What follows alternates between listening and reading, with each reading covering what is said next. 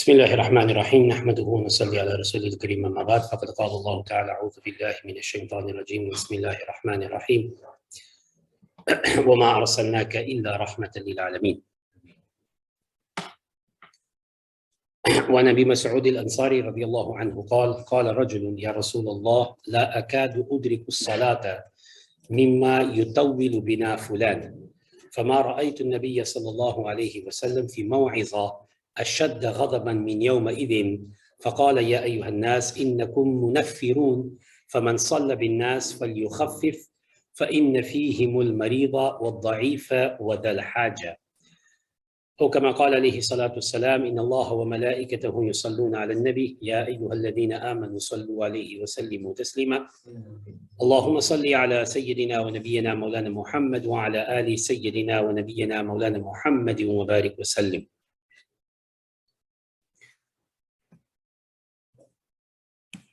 Estamos no hadith número 79, a lição 79 de Imam Bukhari, rahimahumullah ta'ala, no seu livro Sahih al-Bukhari. E a lição de hoje, continuando, falando sobre o conhecimento e a educação e o ensino, Imam Bukhari, rahimahumullah ta'ala, apresenta aqui uma prova de uma lição que é a necessidade que, por vezes, um formador, um professor, pode ter para admoestar, zangar, ralhar, chamar a atenção a um aluno sobre algo que ele vê e algo que ele não gosta. Da mesma forma que o ensino é importante para a vida de um crente, e não há crente que possa ser um crente até ele ter conhecimento, até ele ter informação, até ele ter ensino e ter conhecimento. Naturalmente, para atingir esse conhecimento, ele não consegue adquirir esse conhecimento apenas através de livro. O livro, a internet, o Google, tudo isso são complementos. São coisas que ajudam a complementar o mais importante. E o mais importante dentro de qualquer tema, qualquer disciplina, qualquer conhecimento, é uma pessoa beber este conhecimento, esta disciplina, esta matéria, através de um professor. Se olharmos para todo o lado, não há conhecimento, não há disciplina, não há matéria que uma pessoa possa adquirir sozinha. É um perigo sozinho. Ela precisa sempre de um professor que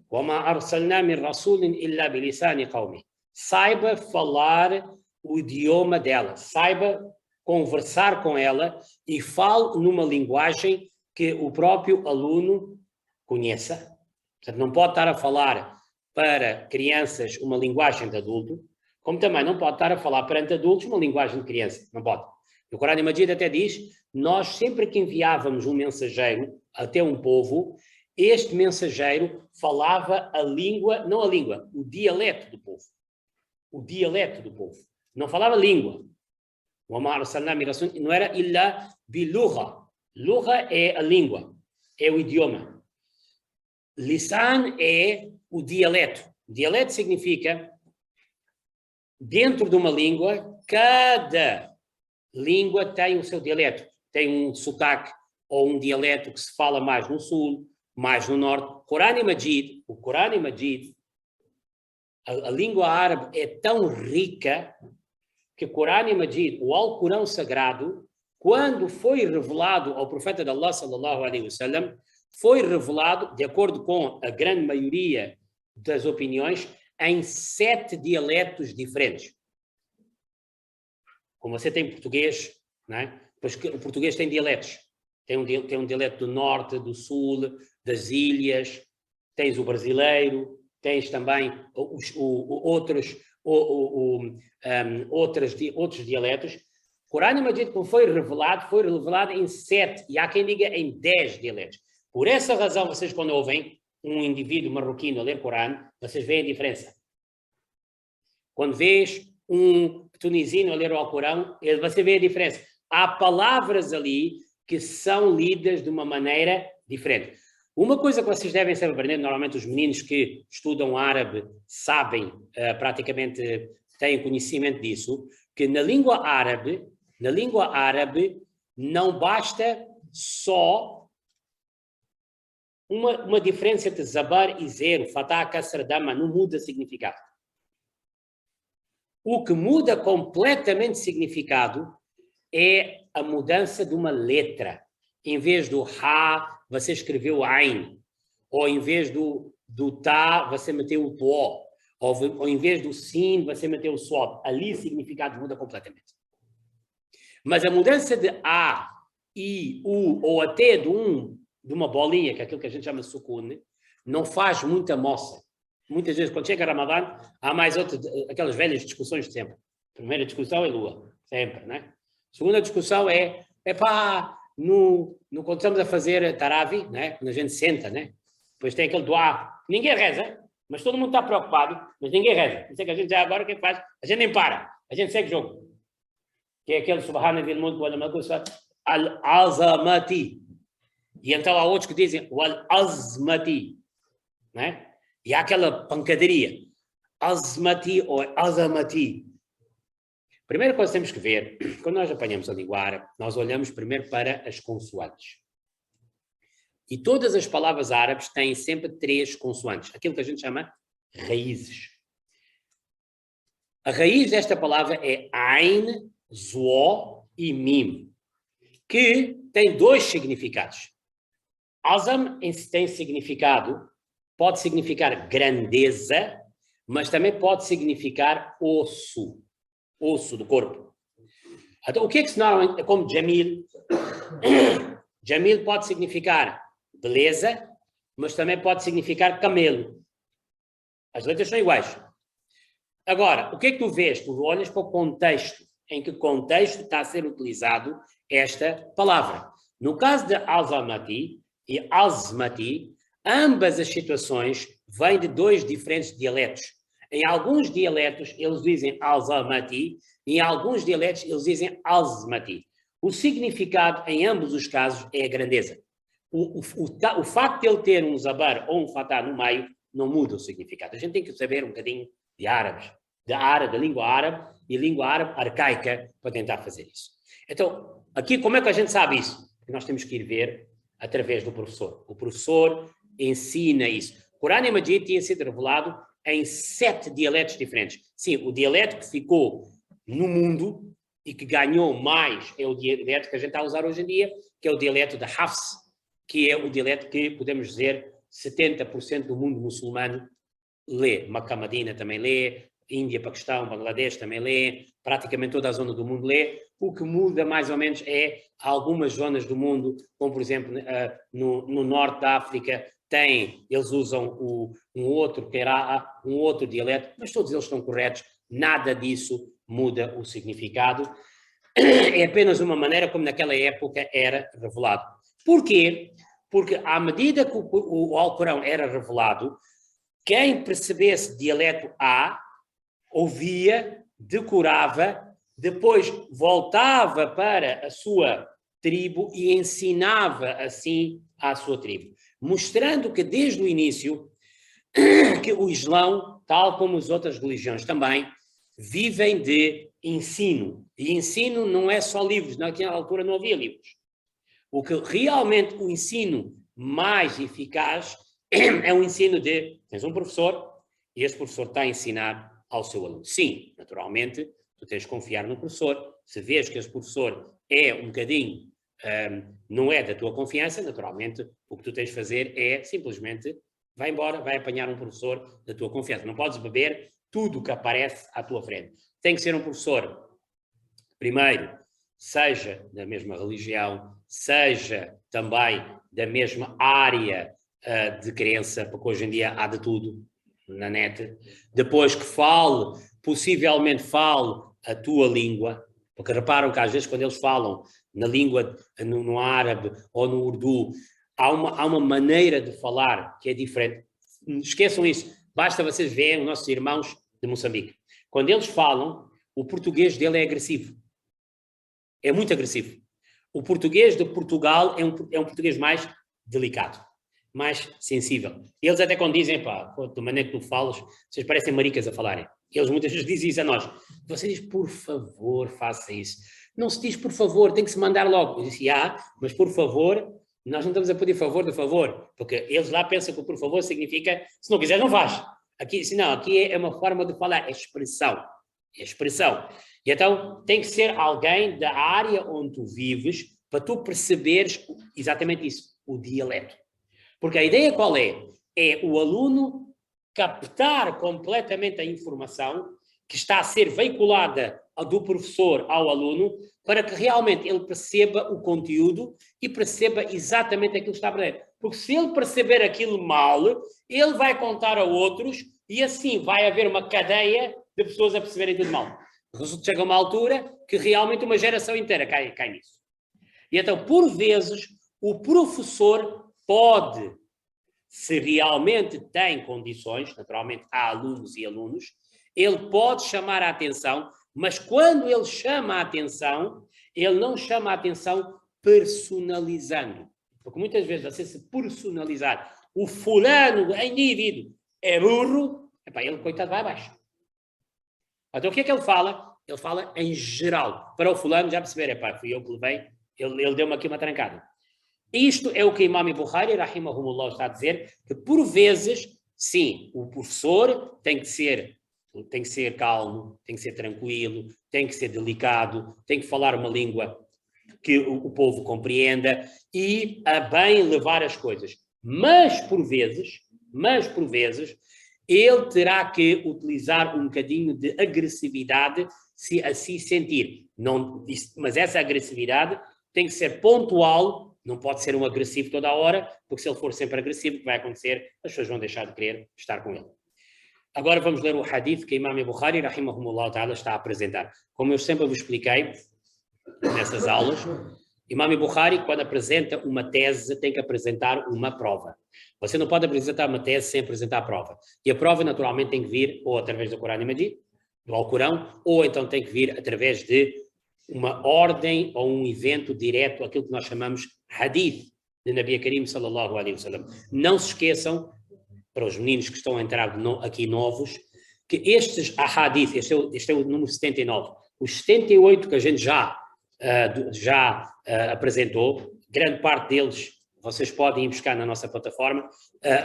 A aula de ontem, nós, inshallah, iremos lançar em breve nas nossas plataformas, ou do Facebook ou do YouTube, quando estiverem já no ar, eu depois vou-vos dizer para vocês, quem quiser ir buscar as gravações, por motivos técnicos ainda não conseguimos fazer isso, mas, inshallah, tanto esta aula que está a ser gravada, como a aula infelizmente a primeira aula não consegui gravar, mas a aula de ontem e a aula de hoje estão a ser gravadas e, inshallah, em breve vão ser lançadas numa das nossas páginas do Centro Cultural. Inshallah, depois eu já vos dou o link para vocês irem lá buscar, logo que estiver pronto. Portanto, ele apresenta o hadith. E todos os hadith são todos sahih. Sahih significa hadith, eventos virais, altamente credíveis, não é uma história inventada. E foi tirada de uma transmissão, uma pessoa que disse, credível, passou para outra pessoa, credível, que passou para outra pessoa, credível, que passou para outra pessoa, credível, até chegar ao livro. Hadith é de Abu Mas'ud Ansari, radiyallahu anhu. É um sahabi, é um discípulo do profeta de Allah, sallallahu alaihi wasallam, que está a contar essa história. Ele diz, chegou um homem, e este homem disse ao profeta de Allah, eu não consigo apanhar a oração. Eu não consigo ir à mesquita fazer a oração na mesquita.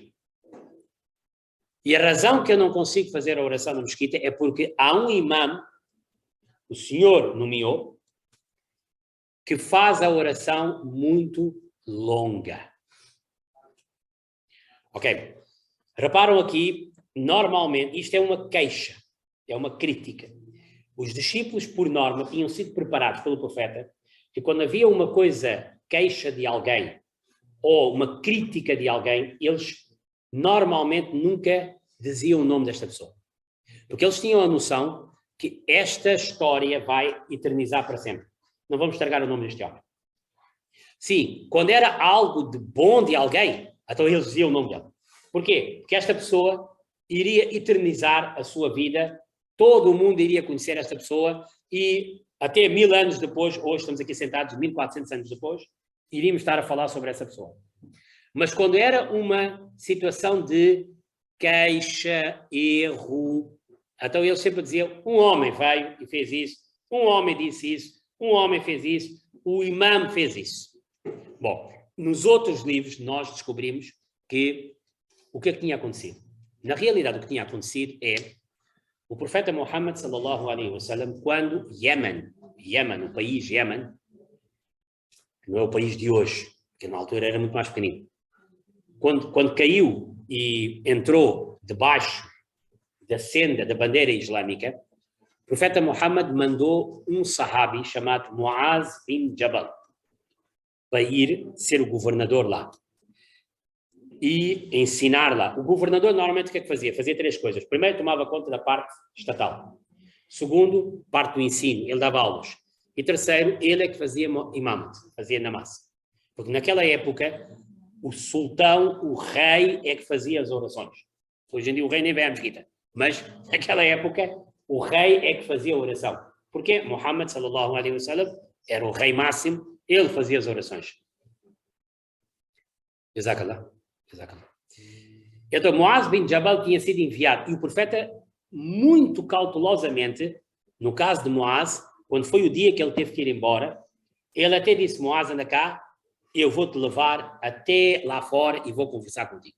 Pronto. O que tinha acontecido?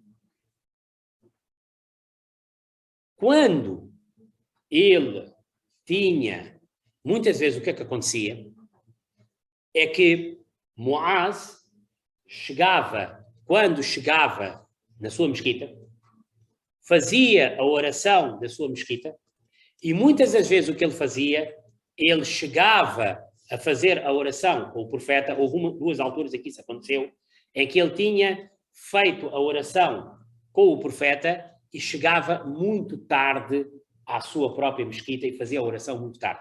Ali ele foi também admoestado ao que o profeta chamou a atenção, dizendo que tu não podes fazer isso. Ok. Neste contexto, neste episódio concreto, não se diz quem é que fez. O que se diz apenas é que um homem chegou e disse, epá, eu não consigo apanhar a oração, mas não era por essa razão, era por outra razão. E aqui ele não mencionou quem é dos imãs, quem foi o imã. Se foi Muaz ou se foi outra pessoa qualquer. Provavelmente não se sabe. O profeta disse, por que razão é que tu não consegues fazer a oração? Ele diz, este imã faz a oração longa, ou seja, nós quando chegamos à oração, epá, nós estamos prontos para 4, 5 minutos. Este imã leva quase 20, 30 minutos. Começa a ler. Pá, é assim, já não consegue.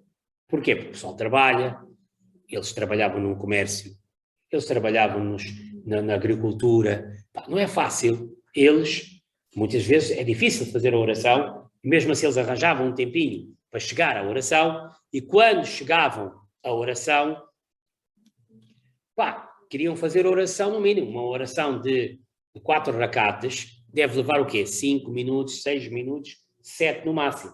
10 já é abusar. E então isto levantou dois problemas. É por essa razão que há um tema que é como é que o profeta fazia a oração e será que o profeta, quando orava, lia devagar ou lia normal ou lia rápido? Devagar é o que nós chamamos na nossa linguagem qira'a, que é você ler Alhamdulillahi Rabbil Alamin, assim, na oração. Depois tu tens o segundo estilo, que é o que nós chamamos hadar. Hadar é Alhamdulillahi Rabbil Alamin, Ar-Rahman Ar-Rahim, Maliki Yawmiddin, ou seja, middle speed, cruise control. E depois tens um que é mau. Não pode. Isto já é modo Tarabi, não é? Já não é para ouvir, é mais para subir. Pronto. Se nós olharmos e estudarmos, mais uma vez, olharmos a vida do profeta sallallahu alaihi wasallam, vamos ver que o Nabi Karim sallallahu alaihi wasallam tinha hábito fazer no Fajr, na primeira oração do dia, lia capítulos longos. Ora, se ele lia capítulos longos e se ele fizesse quanto tempo é que levava? Levava quase 1 hora. E então ficamos a perceber que era hábito do profeta de Allah sallallahu alaihi wasallam ler hadar.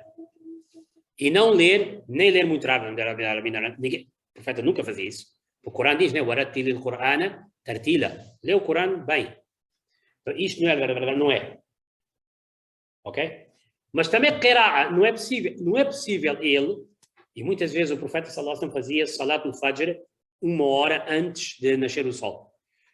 E ele lia, imagina, sexta-feira ele lia Surah Sajda e Halata al-Insan. Se ele fizesse qira'a de Surah Sajda, ele nunca conseguia despachar em 20 minutos. Possível. E portanto ficamos a ver que sunnah é ler o Corão normal na oração. Sim, se você gosta de fazer qira'a, você faz uma festa de qira'a à parte. Ou você faz na fala à parte. Não pode fazer. Agora vejam o que é que ele disse. O que é que ele levantou-se. O próprio sahabi está a dizer: فما رأيت النبي صلى الله عليه وسلم في موعظة أشد غضبا من يومئذ. Eu nunca vi o profeta mais zangado daquele dia. Ele levantou-se, porque o profeta tinha uma coisa. Quando era problemas pessoais, alguma coisa feita com ele mandava passear. Alguém levou uma coisa dele, não se importava. Um dia levaram uma camisa dele, ele não disse nada.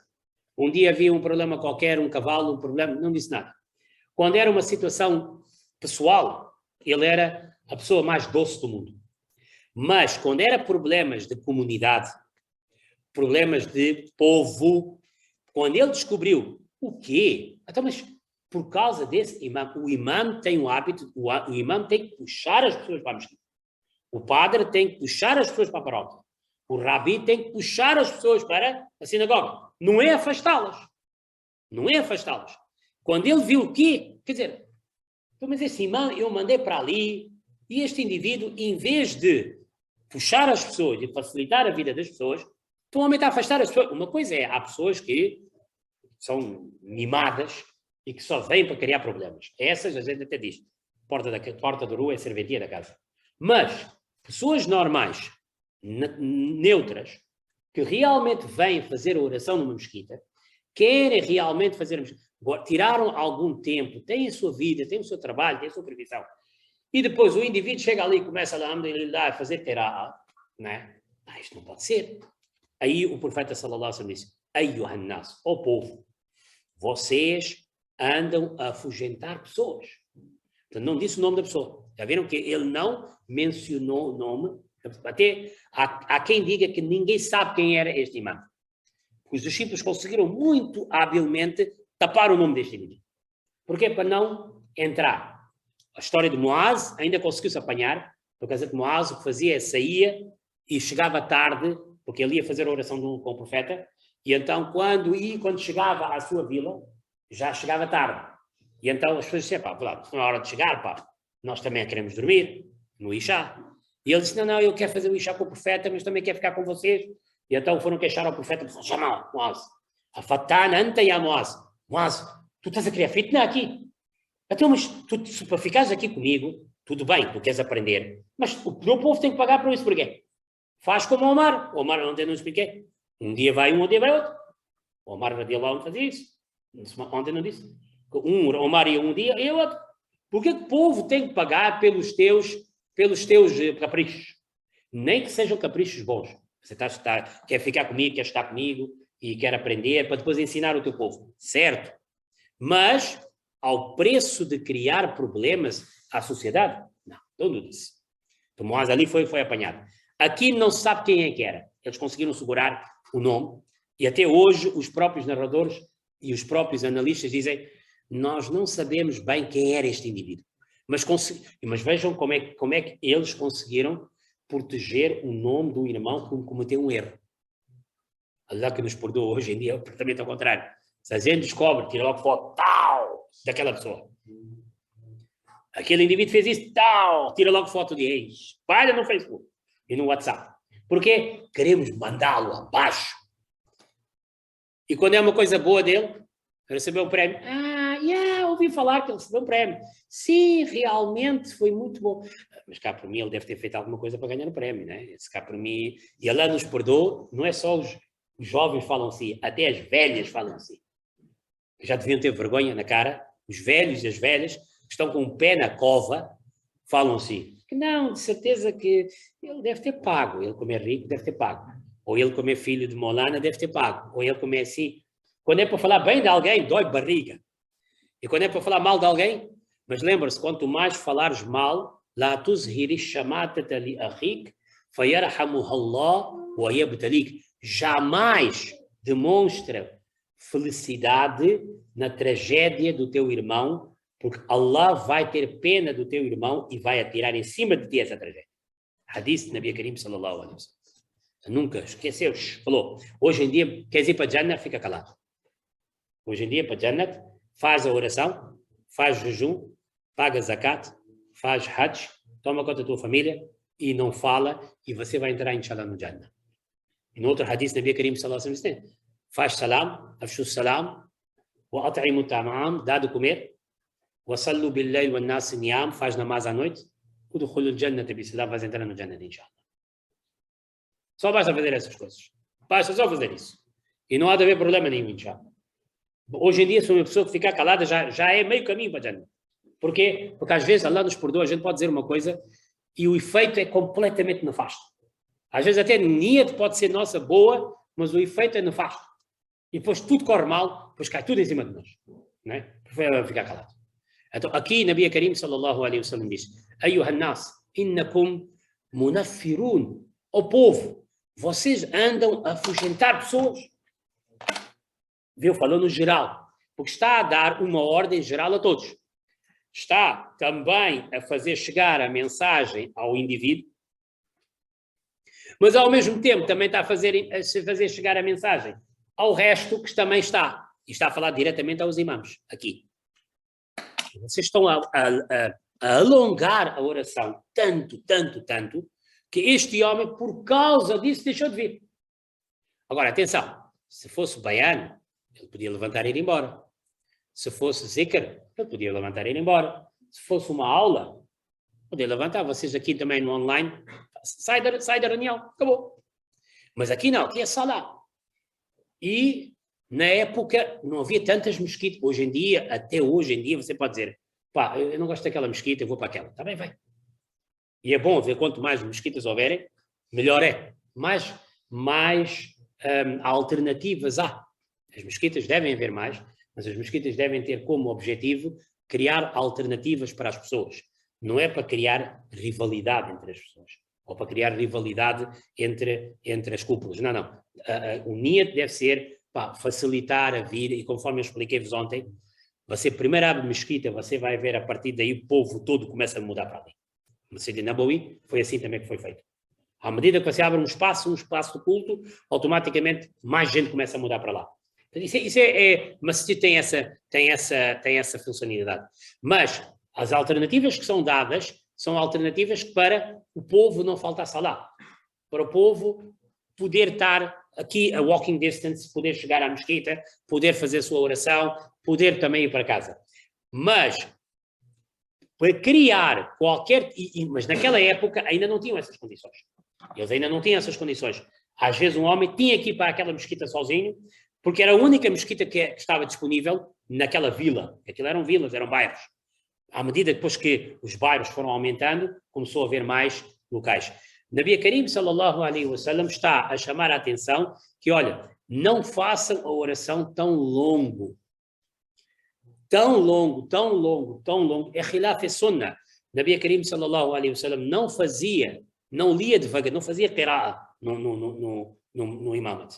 O imamat, a leitura dele era hadar, era speed normal. Não era muito rápido, mas também não era super lento. Não, era um speed normal. Só assim é que ele conseguia fazer leituras. Nós ficamos a saber que, eu estava a dizer, no Fajr eram suras grandes suras mesmo. A partir do Surah Sajda, e o 29 se para praticamente todo. Os suras, se vocês olharem, são capítulos. E outra coisa, o profeta Sallallahu Alaihi Wasallam não tinha hábito de começar a meio de um surah. Não tinha. Muitas vezes a gente faz isso, né? Nabi Karim não fazia isso. Quando ele começava era o Al-Fajr logo. Era logo o Al-Fajr até o fim. Isto é tudo style, né? Mas não era sunnah fazer isso. Nabi Karim Sallallahu Alaihi Wasallam, por norma, tirando exceções, fazia surat completo, de uma ponta à outra.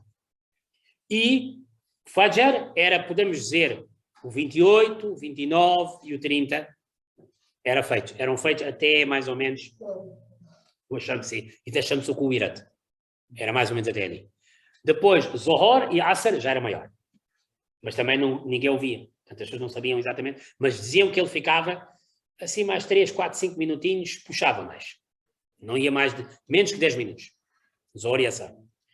Maghrib era por norma de Lam Yakun Ladina até Surah Nas. Isto era normal. Sim, por vezes ele podia, como o último Maghrib que ele fez, Sallallahu Alaihi Wasallam, o último Maghrib da sua vida, foi no domingo, não, no sábado Maghrib, porque ele faleceu na segunda-feira, foi o Al-Mursalat e Urfa, foi aquele, o 29 Sipara, o último Surat de 29 Sipara. E todo mundo lembrou-se porque eles diziam, isto foi o último que ele estava. Então, às vezes ele podia sair fora do normal, mas estamos a falar normal, hábito. O hábito era surats inteiros. Ele pode ter feito, se calhar, um surat fora, ou uns ayats fora do sistema, porque nem tudo está registado, mas o que normalmente estava registado era isso. Agora eu pergunto, se ele fazia grandes surats, não é possível você fazer grandes surats lendo Alhamdulillahi Rabbil, não consegue. Você não consegue fazer um surat com esse speed grande, não dá. Portanto, o que mostra que o speed dele era Alhamdulillahi Rabbil Alim. Como Makkah Madina não fazem, este speed era deles. É o que nós chamamos Hadar, que é um speed normal. E então ele diz, فَمَنْ صَلَّ بِالنَّاسِ فَلْيُخَفِّفْ. Aquele que fizer a oração ao povo, aquele que liderar uma oração, deve fazer a sua oração light, curto. Não deve puxar demasiado. Não deve ir uma oração de 4 rakatas, mais de 7 minutos já é abusar. 2 rakatas, já estamos a abusar. 10 é o máximo dos máximos. E já é muito. Agora, Fajr, sim. Fajr, 2 rakatas que a gente faz. Ali quanto é que vai? Tirando sexta-feira, onde aí leva 10 minutos mais ou menos.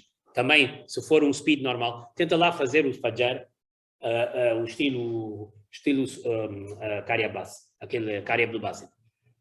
Você nunca mais acabava. Nunca mais.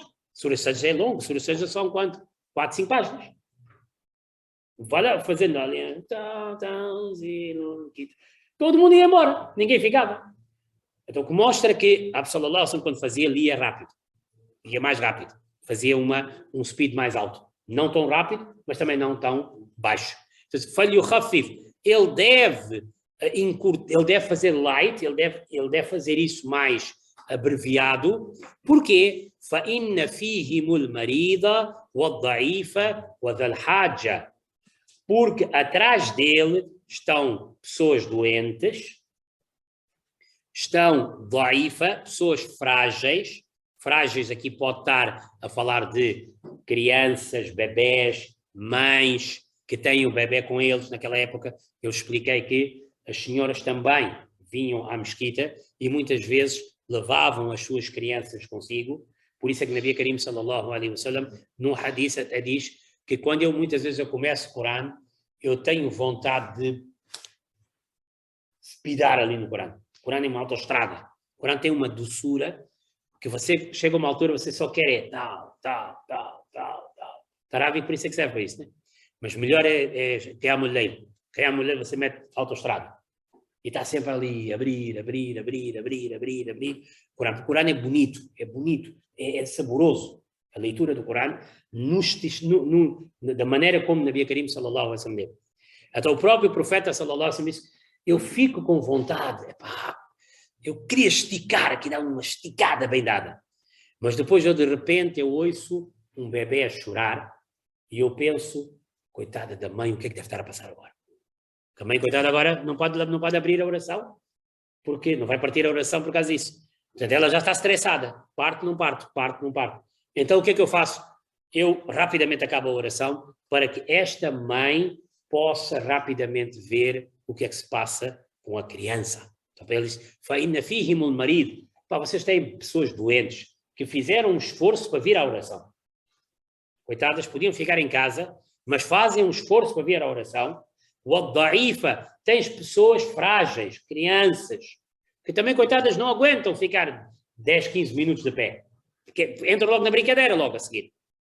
O Azal-Haja, e tu tens pessoas necessitadas, pessoas que vieram para a mesquita, porque, coitadas, precisam de fazer a oração, estão tristes, estão incomodadas, precisam, ou então, pessoas que precisam de ir trabalhar, Azal-Haja também pode significar pessoas que precisam de ir trabalhar, têm trabalho, têm coisas, pediram para sair para 10 minutos, e agora você está a estressar esta pessoa, porque a hora está a acabar e ela precisa ir. Ou então, coitada, pode estar com fome. Ou então, coitada, pode estar a querer ir, de repente, apanhou vontade de ir para a casa de banho. Tu tens de pensar nessa gente. E não esticar. Isso mostra uma coisa. Vejam, ler o Alcorão é bom. Ele não está a fazer nada de mal. Ler o Corão é bom. Mas uma boa ação que causa sofrimento a outros deixa de ser uma boa ação. Que a gente sempre pode dizer, não, isso é uma boa ação. O Corão é uma boa ação. E se o Corão é uma boa ação, quer dizer, eu tenho que fazer uma boa ação. Mas às vezes uma boa ação pode causar sofrimento. Automaticamente esta boa ação passa a ser uma má ação. Agora, se uma boa ação que causa sofrimento a outros é mau, imagina uma má ação que causa sofrimento a outros. Quão mau deve ser? Se uma boa ação, que é ler o Corão, mas que está a incomodar outros, nós não podemos fazer, imagina uma má ação que você faz e que causa problemas a outros, o quão mau deve ser. O quão mancha negra deve ser para ti. Uma boa ação. E então, aqui isso também mostra que que um muçulmano, um crente, uma pessoa sensível, de bom senso, muitas das vezes tem que ter a percepção, e é isto que o hadith, a religião nos ensina, que é você tem que ter a percepção que as tuas ações e os teus actos, qual é o efeito que faz em cima dos outros. Se realmente a tua boa ação faz bom efeito nas pessoas, então continua a fazer. Não vás embora. E não deves ir embora. Se tu sentires, os nossos acabirim, os nossos asatiza, os nossos professores sempre diziam uma coisa, que enquanto tu estiveres dentro de um grupo, ou de uma mesquita, ou de um espaço, e a tua presença ajuda o ambiente, ajuda as pessoas, tu não deves abandonar. Tu não deves dizer, meus amigos, quero reformar, já estou velho. Não pode fazer isso. Porquê? Porque tu és preciso ainda. Enquanto tu veres que não, a tua presença aqui faz efeito, você mexe com as coisas. A tua presença, por causa de ti, se estão a fazer boas ações, estão a fazer salá, estão a bem, então é um pecado você dizer, olha, meus amigos, peço imensa desculpa, mas eu vou-me embora, já não quero mais saber de vocês. E deixar aquilo abandonado está errado. Mas, se tu sentires que a tua presença agora nem faz diferença, nada. Não faz diferença tu estás lá ou não estás lá. Ninguém quer saber. Então aí, tu podes continuar, ou então podes simplesmente, salamun alaikum, e ir embora. Porquê? Porque a tua presença já não está a fazer diferença a ninguém. E número 3, se a tua presença prejudica as pessoas, prejudica. tu estás lá, estás a querer fazer bayan, estás a querer ajudar, mas estás a ver que não, isto aqui não dá. Uma coisa é, não faz diferença nenhuma. Como chegava uma altura, se vocês olharem para as histórias dos profetas, chegava uma altura que a presença deles era igual. Sawa'un alayhim, anzartahum, am lam tunzirhum, la yu'minun. Pá, tu podes chamar, não podes, ninguém vai ouvir. Não é? Por isso é que depois ele foi embora. Né? Lot foi embora. Depois quando foi embora, aquilo caiu. O Moisés também foi a mesma coisa. O profeta de Allah, sallallahu alaihi wasallam, também teve que abandonar Makkah. Chegou uma altura que ele tinha que ir embora, não havia outra hipótese. Quando vês que isto já não faz diferença nenhuma, sai. Quando vês que a tua presença é nefasta, é má, então aí é obrigatório tu levantares as tuas coisas e ires embora. Porque tu não queres que por causa de ti pessoas sofram. Há um hadith em que Nabi Karim sallallahu alaihi wasallam dizia que a vida de um crente é viver em comunidade, beneficiar as pessoas, fazer o melhor possível para todos. Mas se ele ver que chegou uma altura em que as pessoas já não o querem, as pessoas querem outra pessoa. Ele deve pegar nas suas trolhas, ir pegar nos seus cabritos, nos animais dele, isto é uma maneira de expressão, ir para a montanha e ficar lá quieto e esperar que a morte o venha buscar, em vez de estar a fazer revolta dentro da comunidade. Não faz. E isto é assim mesmo, dunya é assim mesmo. Há uma pessoa, fica durante o tempo a trabalhar, chega uma altura, aparece outra. E depois aparece outra, depois aparece outra, depois aparece outra. Ninguém aqui é eterno, ninguém aqui é forever. Há sempre uma altura em que há de aparecer alguém que vai chegar depois de ti. Nabi Karim sallallahu alaihi wasallam aqui está a mostrar, aqui vejam aqui algumas lições que a gente tira. Portanto, número 1, quando acontece uma coisa de má, vocês veem uma situação que um líder está a fazer. Em vez de ir bater de cara com eles, que é o que muitas vezes que vêm de fora, chegam à mesquita, pegam no imam, o senhor não sabe o que está a fazer, não se deve fazer isso. Falta de respeito. O que tem que se fazer é, vai falar com o superior dele, vai queixar a um superior dele. Você não bate de frente. Porque um imam é um homem que você está fazendo namaz atrás dele, está fazendo salat atrás dele. Ele merece todo o teu respeito.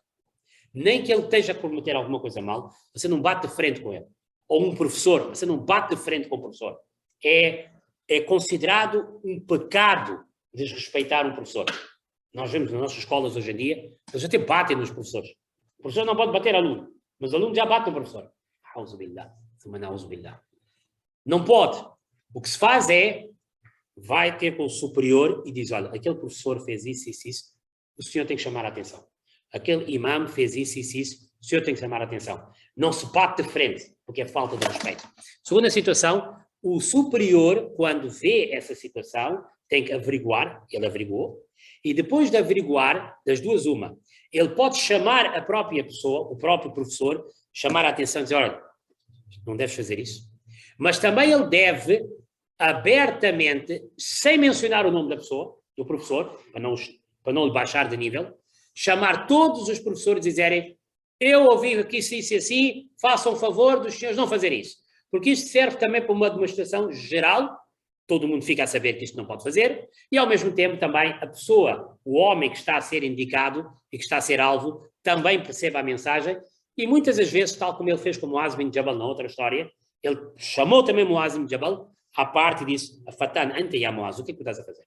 Portanto, ele tem que, de uma certa maneira, explicar e tem que fazer chegar a mensagem lá para fora que ninguém está acima da lei. Nem mesmo o imam está acima da lei. Da mesma forma como os musallis, os que fazem oração atrás, o povo em geral também tem leis, também o seu próprio líder também tem que ser chamado a atenção. Ninguém vai morrer por causa disso, mas aí quem deve chamar a atenção, um superior dele é que deve chamar a atenção, que Allah nos aceite e aceite os nossos jejuns, aceite as nossas orações e que nos faça praticar no que foi dito آخر دعوانا الحمد لله رب العالمين وصلى الله تعالى سيدنا محمد وعلى آله وأصحابه أجمعين. بسم الله. بسم الله الرحمن الرحيم. اللهم صل على محمد النبي الأمي وعلى آل محمد كما صليت على إبراهيم وعلى آل إبراهيم وبارك على محمد النبي الأمي على آل محمد كما باركت على إبراهيم وعلى آل إبراهيم إنك حميد مجيد. اللهم صل على محمد وعلى أهل بيته كما صليت على إبراهيم إنك حميد مجيد. اللهم صل على معهم اللهم بارك على محمد وعلى أهل بيته كما باركت على إبراهيم إنك حميد مجيد. اللهم بارك علينا معهم صلوات الله وصلاة المؤمنين على محمد النبي الأمي. اللهم اجعل صلواتك ورحمتك وبركاتك على محمد وعلى آل محمد كما جعلتها على إبراهيم إنك حميد مجيد. وبارك على محمد وعلى آل محمد كما باركت على إبراهيم وعلى آل إبراهيم إنك حميد مجيد. وصلى الله على النبي الأمي. التحيات لله والصلاة الطيبة. السلام عليكم أيها النبي ورحمة الله وبركاته. السلام علينا وعلى عباد الله الصالحين. أشهد أن لا إله إلا الله وأشهد أن محمدا عبده ورسوله. التحيات الطيبات صلوات لله. السلام عليك أيها النبي ورحمة الله وبركاته. السلام علينا وعلى عباد الله الصالحين. أشهد أن لا إله إلا الله وأشهد أن محمدا عبده ورسوله. التحيات لله طيبات صلوات لله. السلام عليك أيها النبي ورحمة الله وبركاته. السلام علينا وعلى عباد الله الصالحين. أشهد أن لا إله إلا الله وحده لا شريك له وأشهد أن محمدا عبده ورسوله. التحيات لله التحيات المباركات صلوات طيبات لله. سلام عليك أيها النبي ورحمة الله وبركاته. السلام علينا وعلى عباد الله الصالحين. أشهد أن لا إله إلا الله وأشهد أن محمدا عبده ورسوله. بسم الله وبالله. التحيات لله والصلاة طيبات. السلام عليك أيها النبي ورحمة الله وبركاته. السلام علينا وعلى عباد الله الصالحين. أشهد أن لا إله إلا الله وأشهد أن محمدا عبده ورسوله. أسأل الله الجنة وأعوذ بالله من النار. التحيات لله الزاكية طيبات والصلوات لله. السلام عليك أيها النبي ورحمة الله وبركاته. السلام علينا وعلى عباد الله الصالحين. أشهد أن لا إله إلا الله وأشهد أن محمدا عبده ورسوله. بسم الله وبالله خير الأسماء. التحيات طيبات والصلوات لله. أشهد أن لا إله إلا الله وحده لا شريك له وأشهد أن محمدا عبده ورسوله. أرسله بالحق بشيرا ونذيرا وأن الساعة لآتية لا ريب فيها.